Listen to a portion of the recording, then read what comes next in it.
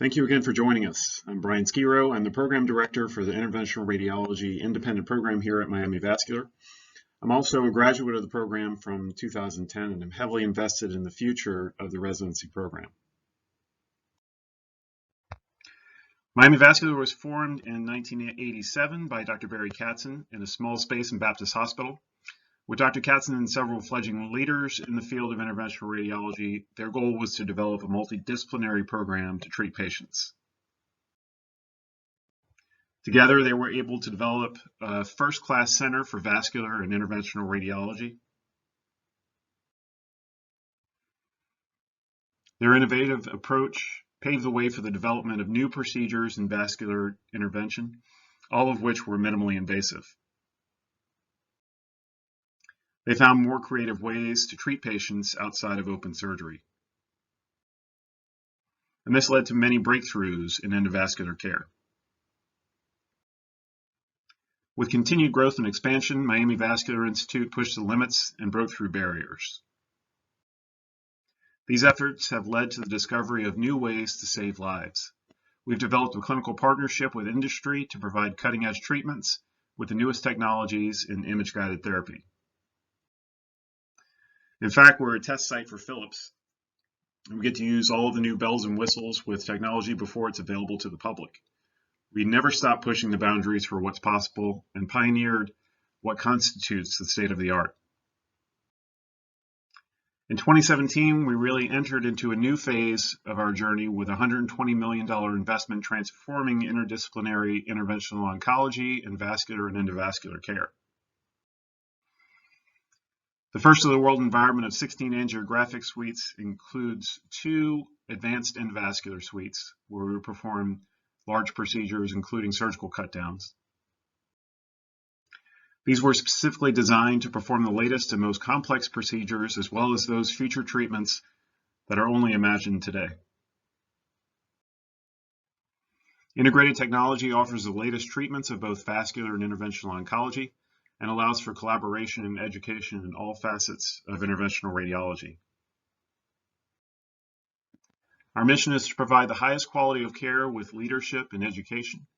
Miami Vascular has generated many of the leaders in the field. Jim Benenati, Mike Dake, Gary Becker, and others pioneered many of the procedures we use today, including the first TIPS in the United States, which was performed at our institution.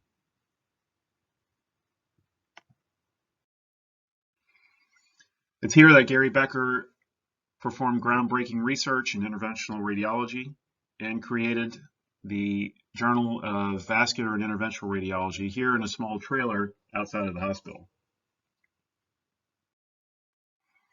We have leaders in all the fields of interventional radiology, including several past presidents of SIR. This includes Dr. Jim Benenati, Michael Dake, Barry Katzen, and the current president, Parag Patel, among some others. We have leaders in other national and international societies.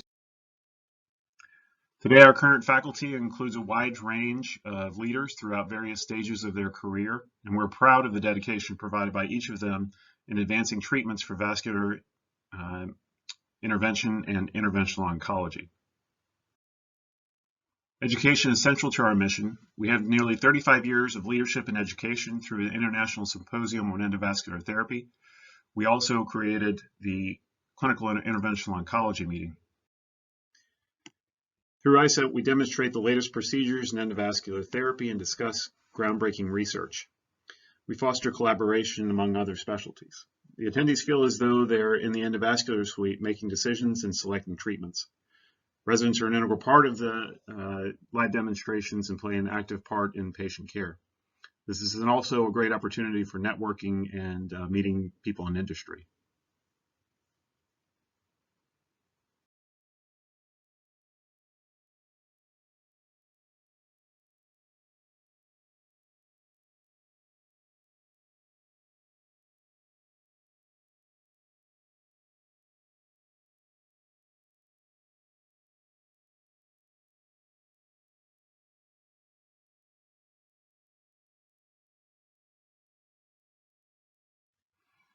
From a training perspective, we're focused on educating the next group of the best interventional radiologists in the country.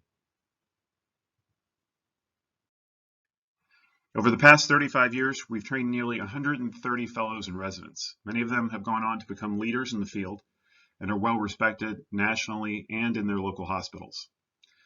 Our mission is to train interventional radiology residents to be on even ground with other specialties and among the most clinically competent practitioners in the United States.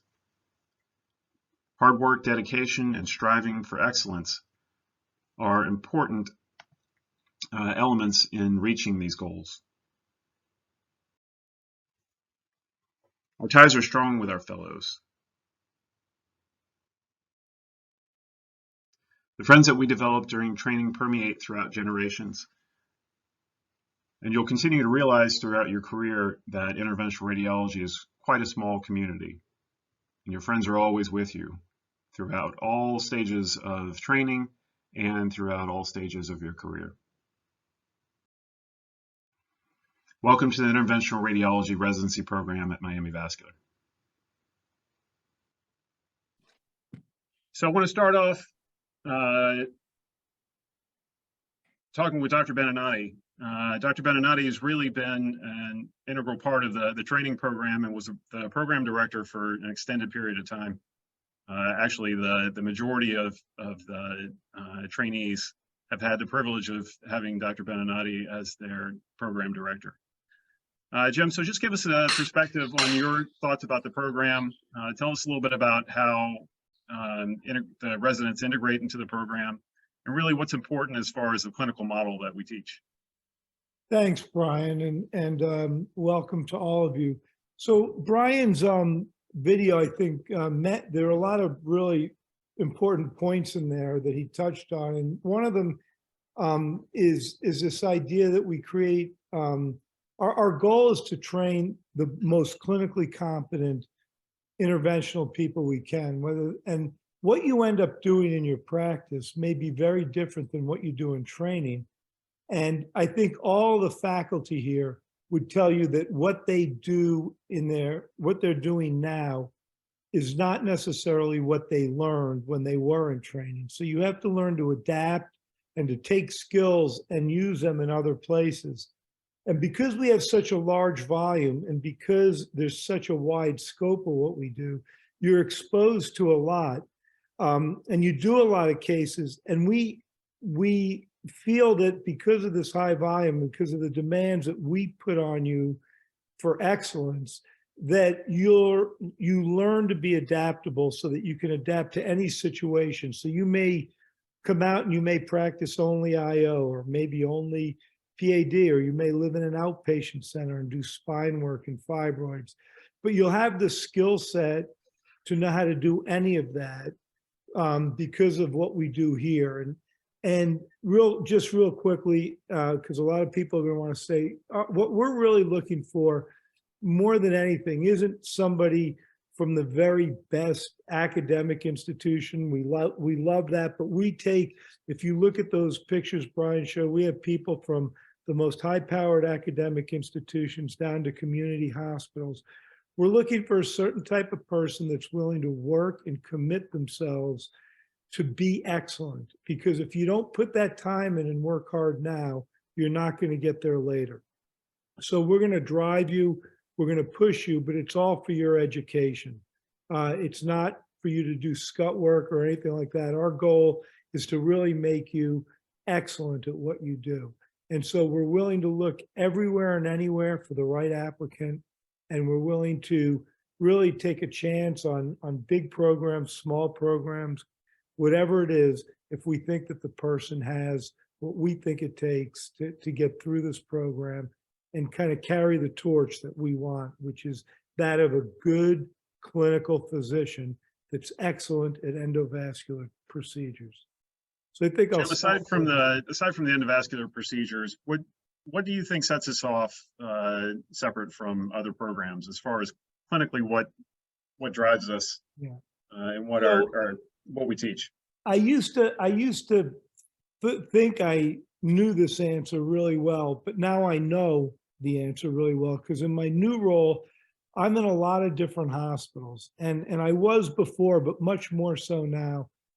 And I see programs that are considered standout programs. And I can tell you that the degree of clinical competency that you'll develop here is very different than virtually anywhere else. You will be responsible for your patients, and you'll know how to manage them and know how to take care of them. And Brian used a term in the video. We want you to be on equal ground with the oncologist, the pulmonologist, the ER doctor, the vascular surgeon, or whoever it is you're dealing with. And I honestly believe that you can get there through this program. And I think that's what sets people and makes people special to come out of here, Brian. I agree. So we're extremely well known for the amount of interesting vascular cases that we're able to be involved in. But in addition to the vascular work, we really have had a large boom in interventional oncology. Raj Narayanan is here. Raj, why don't you give us some of your thoughts as far as what we offer from a training perspective in IO. Thank you, Brian. Good evening, everyone, and welcome. Thank you for joining us. First of all, I have to say that I'm very proud to work at MCBI and have all these distinguished partners that I work with. And I can also say that this is a program, as far as the interventional oncology program goes, it greatly complements the world-class vascular program that has been built here over several years. As far as interventional oncology goes, we do the complete gamut of both transarterial and needle-based technologies. And not just a few, but a very heavy volume of TACE, Y90s, combination procedures and ablations. We do microwave, cryo, IRE. We're probably the busiest IRE center in the country, along with alcohol and now thyroid ablation.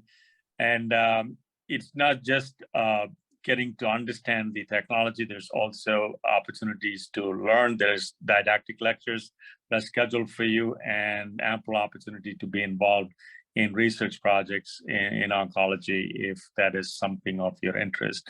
So you're going to get the entire breadth.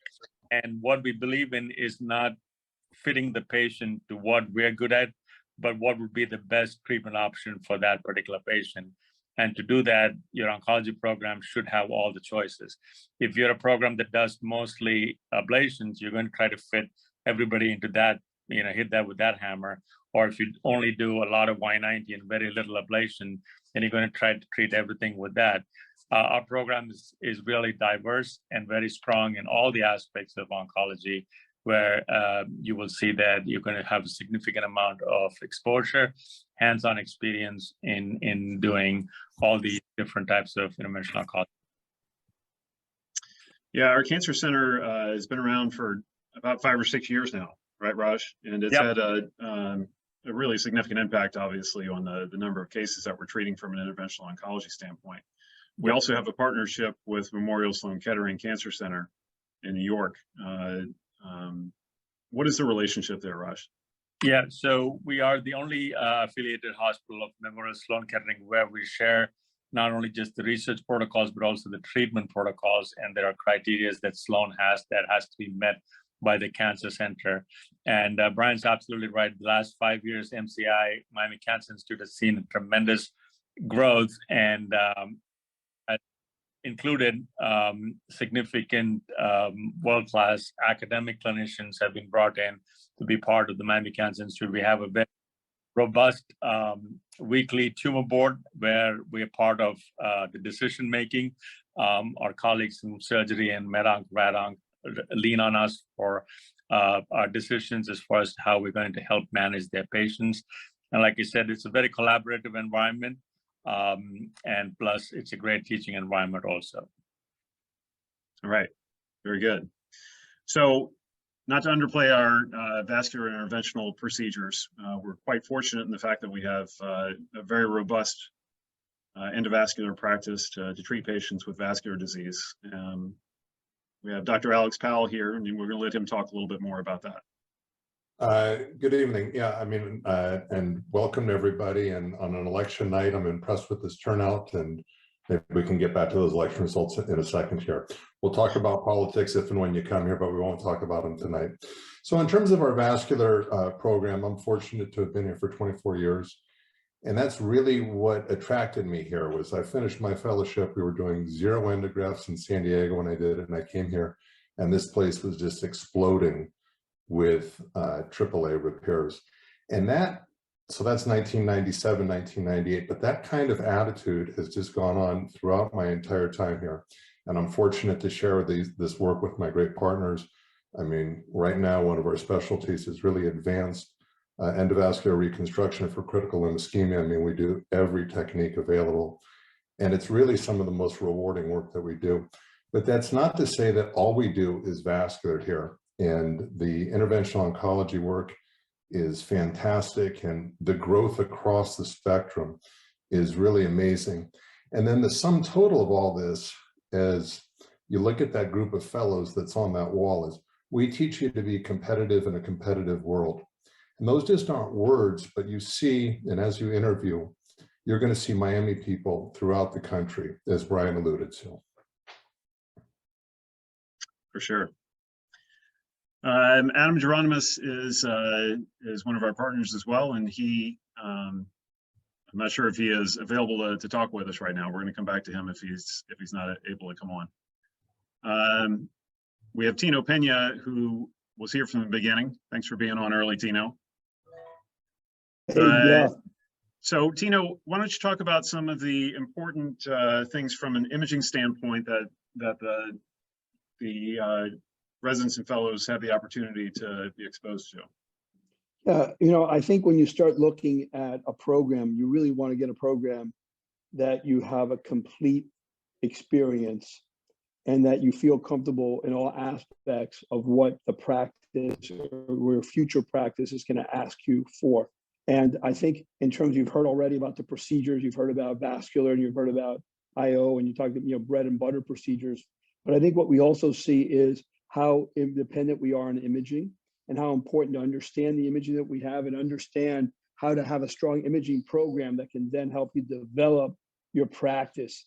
And I think this is a really important aspect to kind of giving you the ability to grow, organically a practice wherever you go. And I think we're very fortunate to have in the Institute a state-of-the-art MR that works on MR, basically MRAs. And it's a first of a kind, 6 liters of helium locked in. So, I mean, it is the state of the art, and you can see the sequences that we're working on in terms of non-contrast MRA and what have you. When you look at CT, we've always had top of the line in terms of technology. And again, understanding when to use that technology, when to use those images and that imaging, and how to interpret it to help your patients. So I think this is just another example, along with our non-invasive lab, one of the few 24/7 non-invasive labs that are functioning. This is a kind of skill that you're gonna, you pretty much absorb, you'll learn, and you'll be able to take it with you. And I think it just complements your practice. Few places have that type of a complete experience. Yeah, I want to reiterate the importance of the non-invasive vascular lab.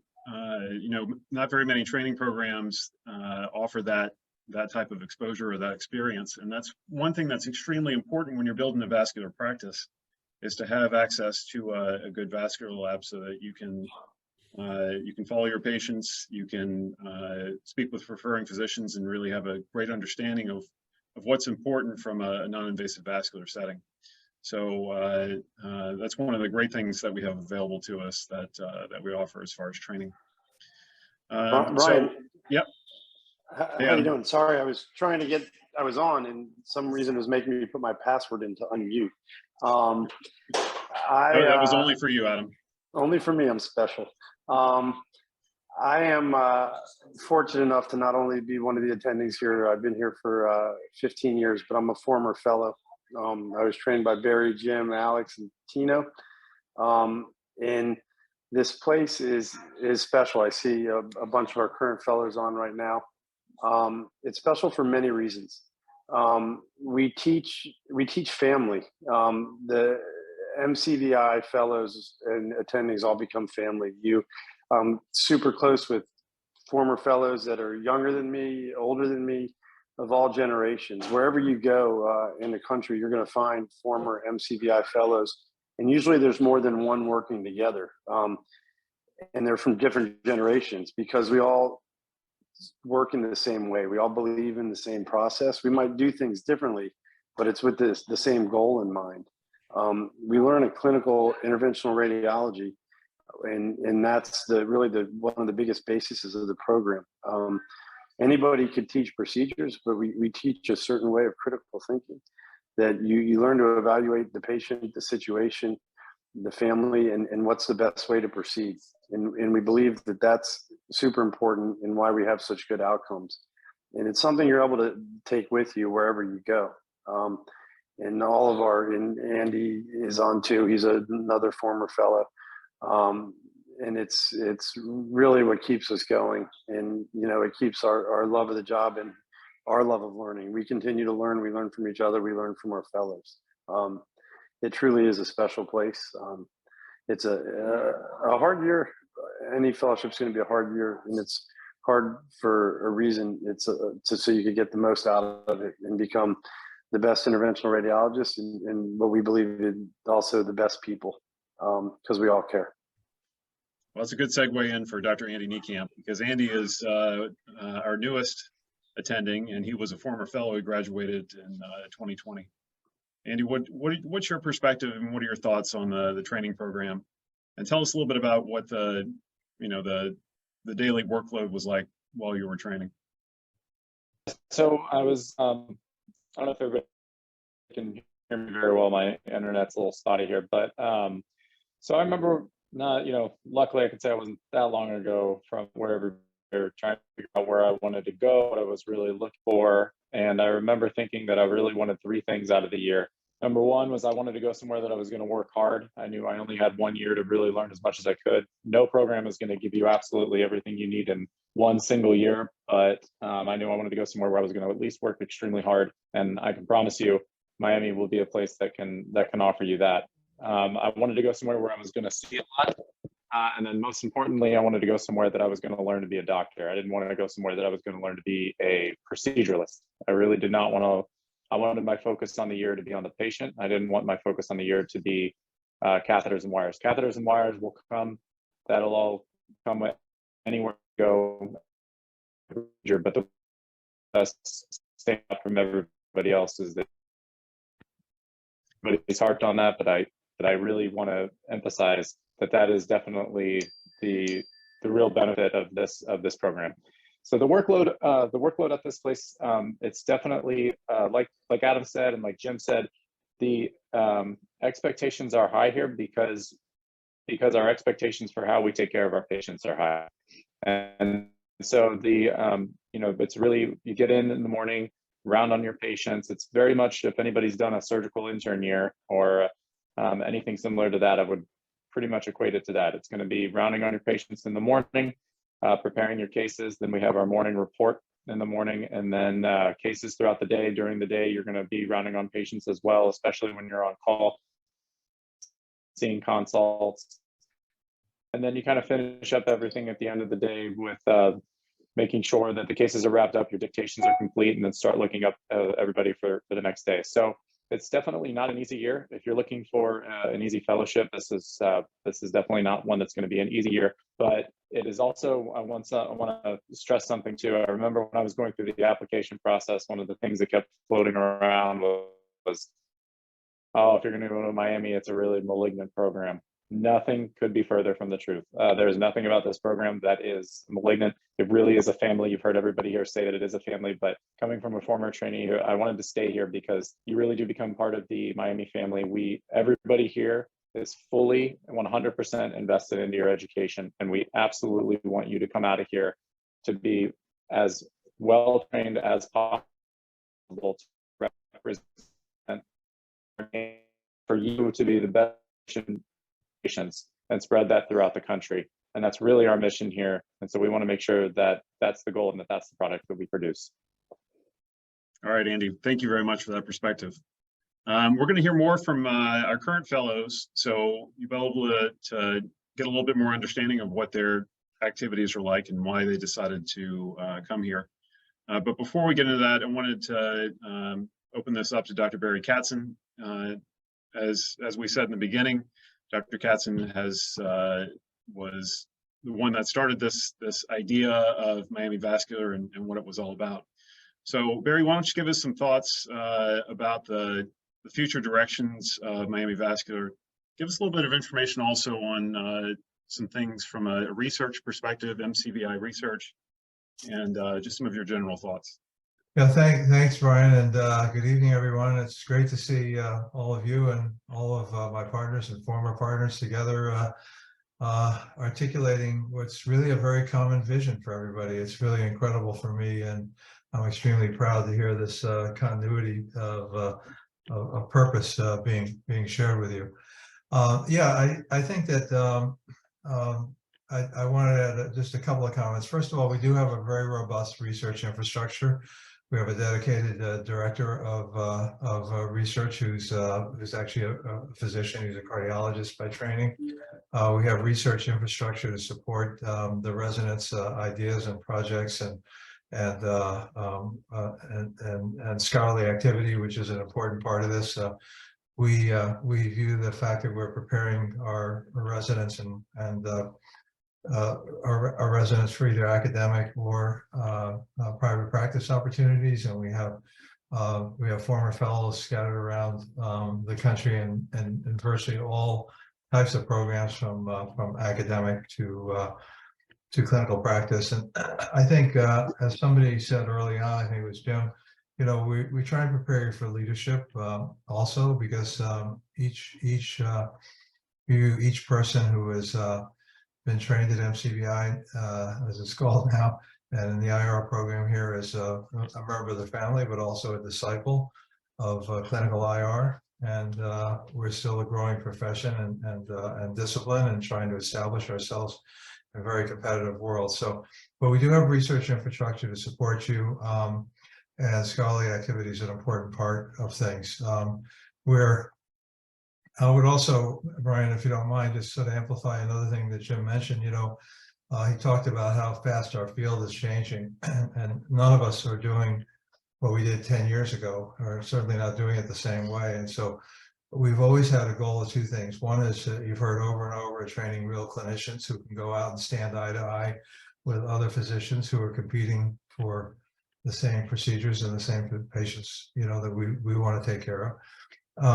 But also to be prepared technically and emotionally, I guess, to be able to do something you've never done before and feel comfortable with it, because that's the nature of IR. Guaranteed, you know, after your training, you're going to be doing things you've never done before, and doing the first of something, either for you personally or in the hospital that you're in, or it could be, you know, anything. You know, that's just the nature of what we are. So that's, I think, part of what we want to make sure you leave with is the confidence for that.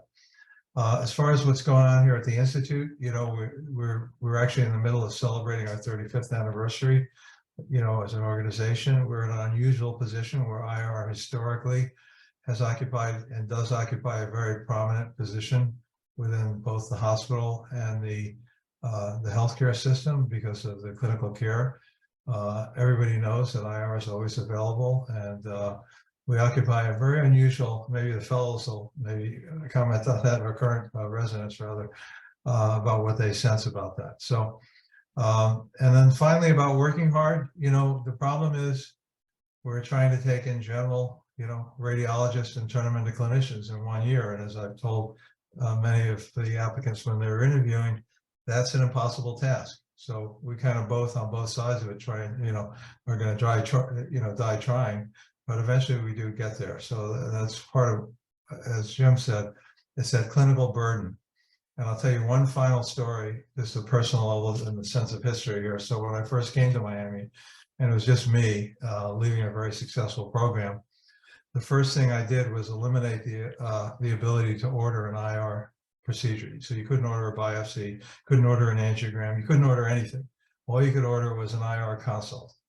And that's the way I see Alex nodding. That's the way it is here.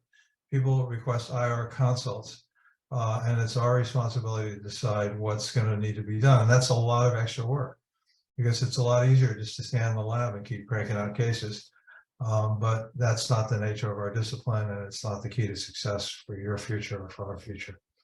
So thank you for the opportunity to chat with you all, Brian. We have really thrilled that Brian's in the program director position, and if you choose and wind up coming here, you become part of a long history of family. That's guaranteed. Thanks, Barry.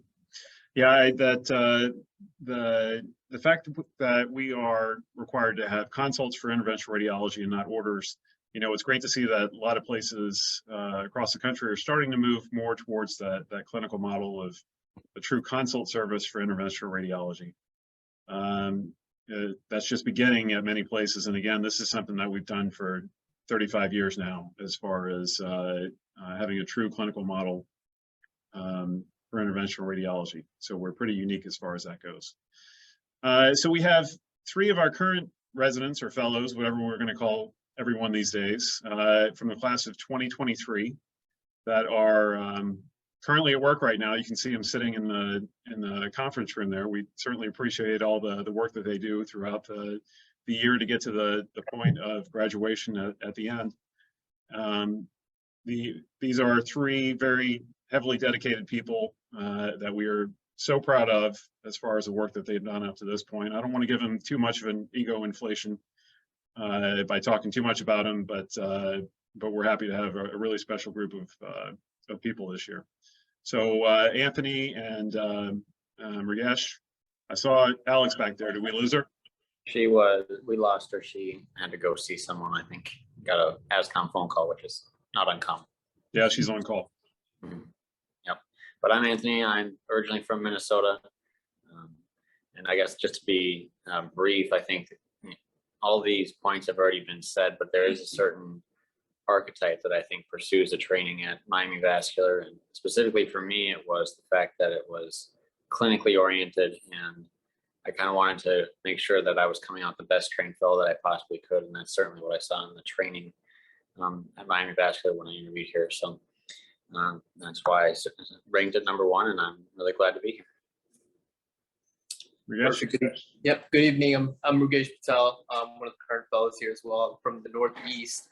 Kind of what caught my eye with Miami Vascular was, like they mentioned, it's a family. Like, you get really great mentorship here. You can pick, there's people and expertise in their own fields in which you can pick their brains, and they of course challenge you back.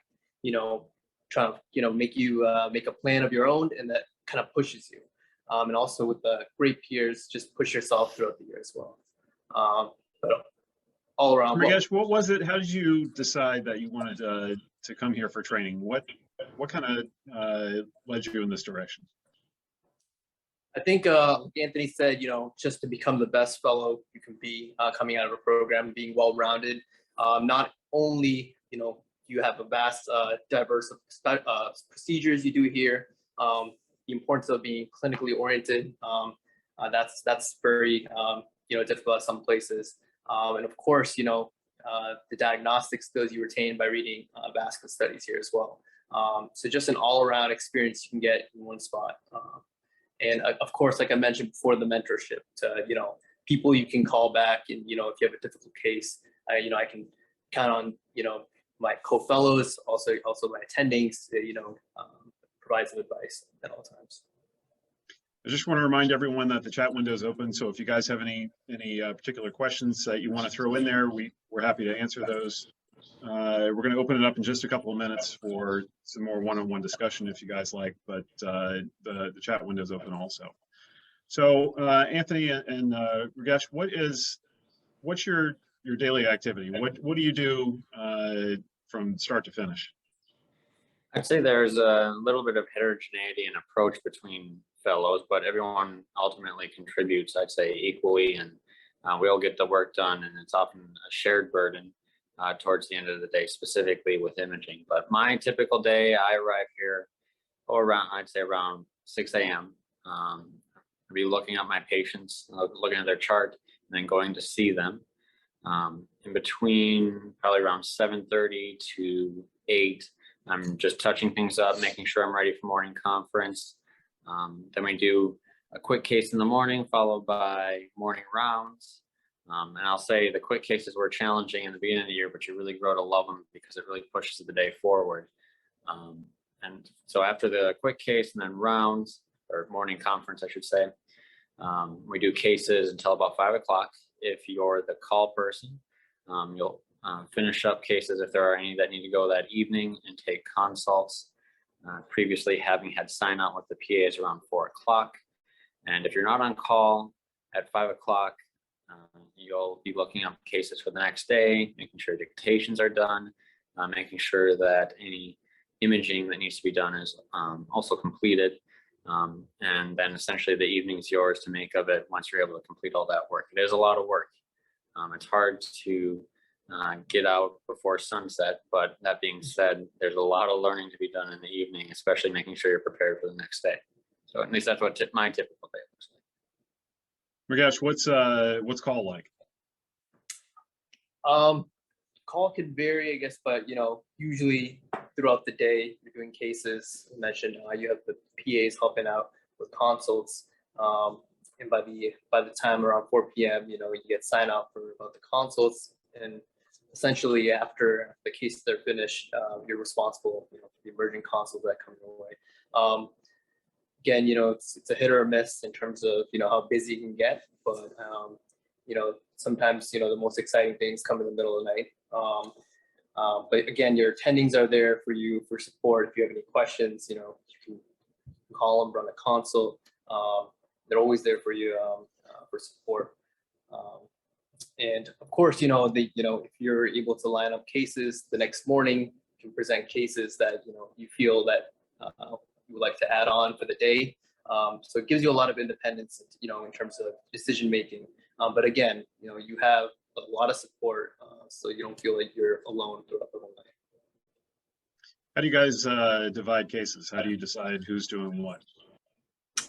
So there is a known process to it, and there's a little bit of flexibility between classes. As I understand, previous classes have done it differently in terms of timing. But what happens is around 5 o'clock, the schedule is finalized for the next day in terms of the scheduled cases, so no add-ons. Those would be worked out the following morning. For scheduled cases, it essentially is divided up between what's called first pick, second pick, and call. And so if you've got 15 cases, let's say, you'd have 5 cases apiece. If you had anything less, usually it's deferred to make sure that the call person has the least amount of cases. And then first pick just gets to take the first 5 cases that interest them, followed by second pick, and finally call, cleaning up the list. There's a question about non-invasive imaging. How do you split up reading? Usually, we just talk to each other and say, this list we've got a lot going on the non-invasives, or the peripheral list, as we call it, when we're reading that for the week. And we just kind of triage the cross-sectional and go at it as a team. We haven't really strictly said, hey, I've read one, you need to read one. It's more of a team effort to make sure that everyone's getting home on time. The post-call person, though, reads the vast majority of the imaging, right? Correct. So the first call person is going to pick up those imaging studies. On that post-call day, you don't have responsibilities of doing clinical work aside from imaging and rounding on your patients. Yep. Just to touch on that, Brian, I just want to make sure that everybody knows the study, as far as reading in this fellowship, you are solely reading vascular imaging. You are not going to be reading diagnostic studies during this fellowship. You will have a few shifts over the weekend if you want to keep up your skills, which can be helpful. But as far as what's required for reading during the year is solely vascular imaging. But what's important about that is that you will be more than prepared to take the RPVI and become RPVI certified following your graduation. Andy, Brian. can you comment? Go ahead, Tina. Sorry, Andy, can you comment a little bit about procedure logs? How many? Yeah, I was going to jump in on that too. So how many cases do fellows log per year? That is a very interesting question. It's very variable here. I can tell you our numbers are probably not going to be the highest you're going to hear, but that's because your logs are not filled with PICC lines and ports and drains. I think my case log by the end of the year was around 1,600, I think, but that was well over 100 legs, you know, the very, very high end cases. So as far as getting you'll have more than enough volume here, and the volume here is very high end cases. You're not going to be doing you know, your whole case log is not going to be filled with a bunch of small cases that make your numbers look high, but at the end may not be the most educational for you. So just to jump in there for 1 second, Andy, I do want to point out that we do the small cases also, right?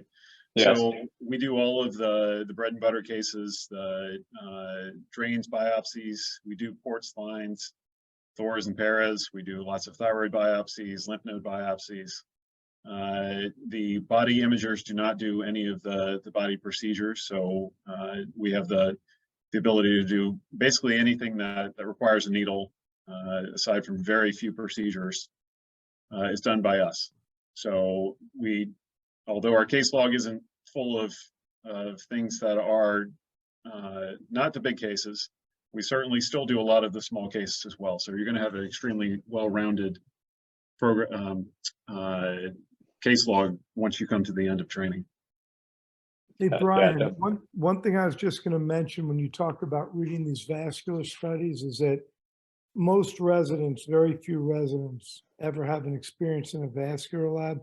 The vascular lab, the imaging that Andy was talking about, we read CTA and MRA as it pertains to our patients in vascular, but the vascular lab is separate from that. That's carotid artery duplex, venous duplex, and arterial physiologic exams. And very few residents are learning that anymore. And so just to be clear, that's another whole area of learning that you're going to have to be trained in that you have no exposure to on your way in the door. Mm-hmm. Yeah, these are great points. If I may jump in here, Brian, and make a swing at trying to answer a couple of these really good chat questions that are coming on. And there's been a couple around day-to-day collaboration with other endovascular specialties. I think it's important to point out that we actually have merged with a group of vascular surgeons. They are our partners and we work together. And that is an unbelievable working environment. So the number of hybrid cases that we do is exceptional because we each bring a particular specialty. While they do some endovascular work, it's really not competitive at all. And the fact that they are our partners leads to some really incredible cases that we do together. And then there is another couple of questions, if I can just touch on one other point briefly, and I think this is a very important point. Someone's asking, what are the expectations for an incoming fellow? Now, it may seem that we're going to want you to have done 100 arterial access or something like that, the way that it's talking. The reality is we don't really expect a lot out of you coming in terms of procedural. Of course, having some basic rudimentary knowledge is nice, but we really don't want you to go crazy trying to just get an unbelievable procedure log before you come here. Because I think I can speak for all my partners. I know I can speak for all my partners in saying that we feel very confident we're going to teach you the technical aspects of how to do a procedure. We can, as long as you're moldable clay, if you will. And that moldable clay is really what we want, which is an intellectual curiosity, an ongoing desire to say, how can I do this better? What have I learned from that? And how can I continue to strive and think differently? And that's really the quality that is going to make you excel as a fellow at NCVI.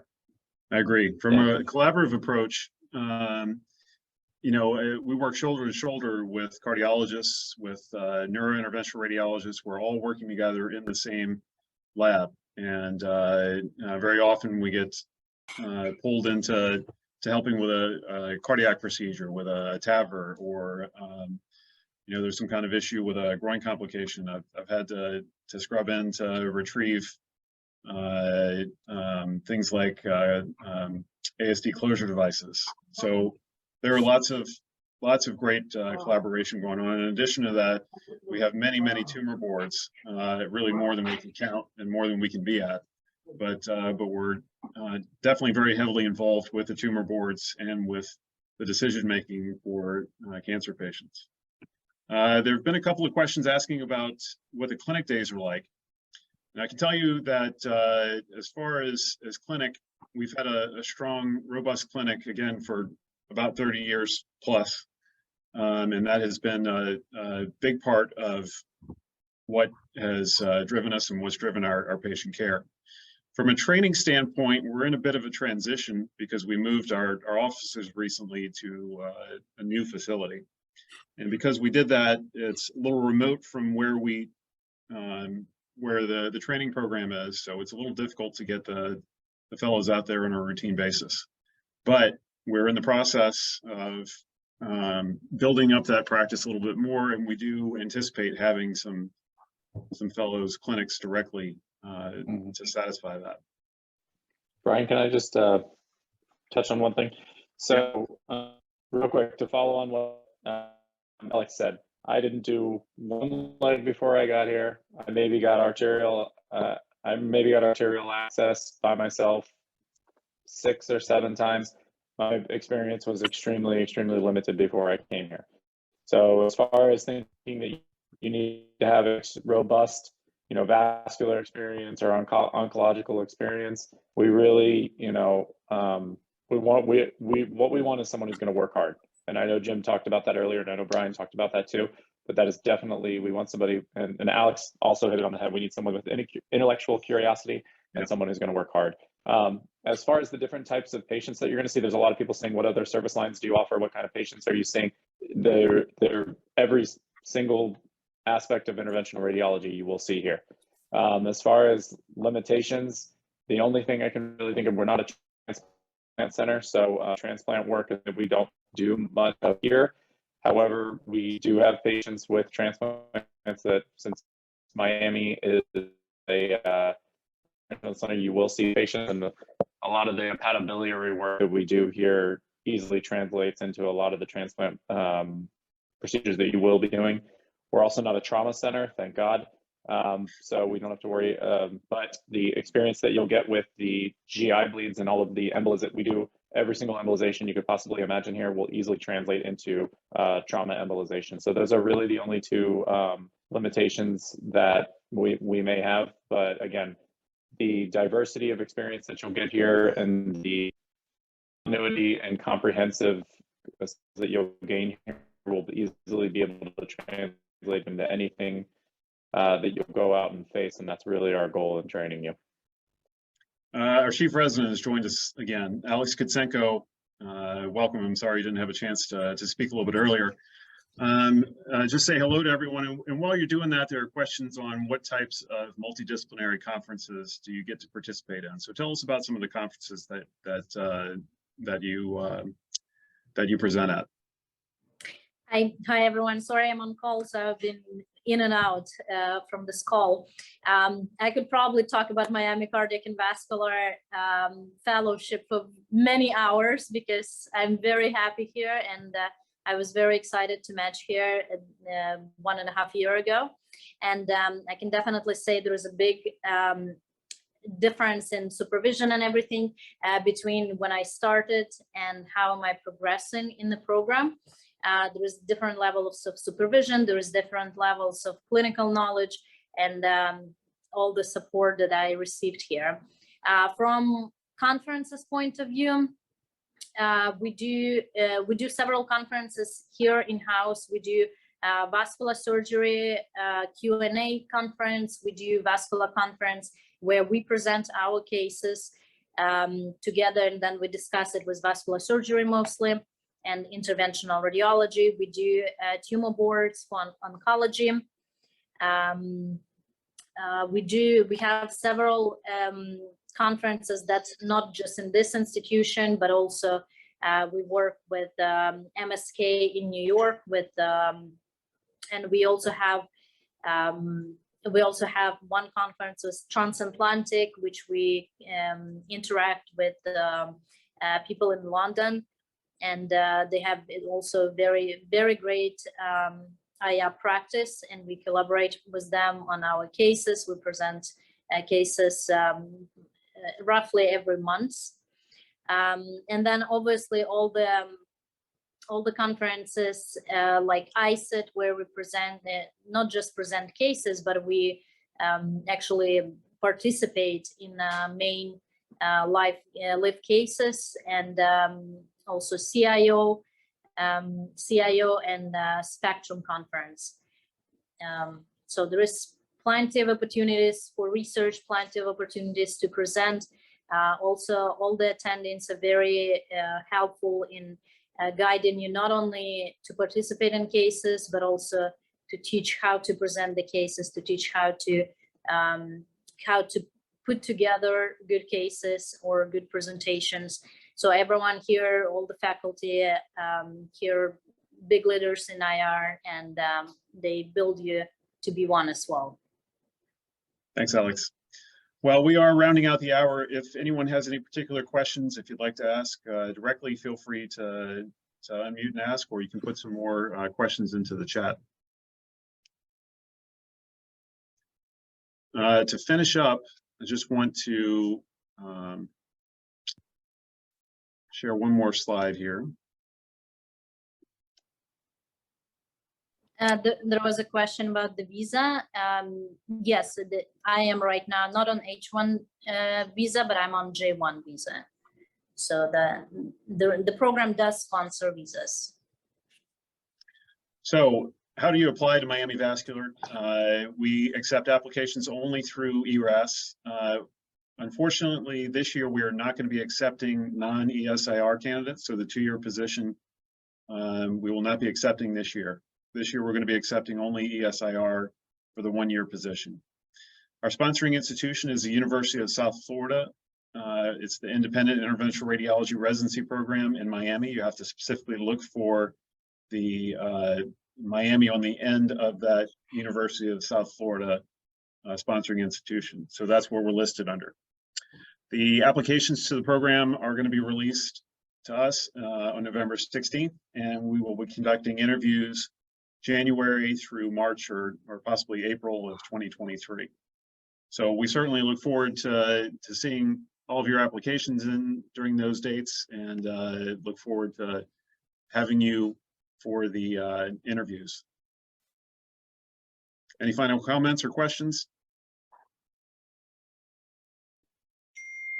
Thank you for showing us the program. Really appreciate it. All right. Thank you, guys. Thanks for all joining tonight. Good Have a good Thanks, evening, Brian. and I guess, Alex, now everyone can go watch the results of Except we have another meeting to go to. Yeah. Thank you, guys. Yeah, good night, everyone. Thank you, everybody, for coming tonight. I really appreciate your time. Thank you. Absolutely. Yeah. Have a good night.